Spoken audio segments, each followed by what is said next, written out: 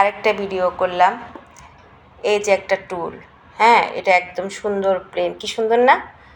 কিন্তু যখন এটা উল্টাই তখন দেখেন এখানে এই যে এরকম করে দিছে। হ্যাঁ, এটা দেওয়ার কোনো দরকার ছিল? এটা সুন্দর করে প্লেন করে দিতে পারতো না? তাহলে আমরা যখন মাজবো তখন আমাদের, হ্যাঁ, ঘষে ঘষে যখন হাত দিয়ে মাজি না তখন সুন্দর মাজা যায়। আর এই যে এগুলা দিয়েছে না, এগুলা দেওয়ার কারণে মাজতে খুব কষ্ট হয়, হাত কেটে যায়। ঠিক আছে?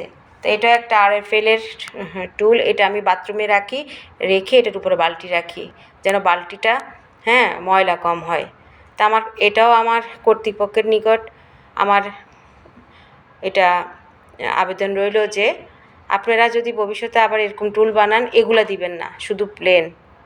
আমাদের মহিলাদের কথা চিন্তা করে, এগুলা তো আর পুরুষরা ধোয় না, আমরা মহিলারা ধুই, বা বাসায় যখন কাজের, হ্যাঁ, হেল্পিং হ্যান্ড রাখা হয় তারা করে। কিন্তু বেশিরভাগই আমরা মহিলারা, হ্যাঁ, যারা বাসার গৃহিণী তারা করি, কারণ হেল্পিং হ্যান্ডরা তারা সহজে এগুলো করতে চায় না। ঠিক আছে? ওদের কাজ যতটুকু ওরা ওগুলাই করে চলে যায়। তো এই জিনিসগুলো খেয়াল করবেন, এগুলো দিয়ে এমনি এমনি করে মাজা যায় না, একটু প্লেন থাকলে সুন্দর মাজা যায়। ঠিক আছে? আল্লাহ হাফেজ।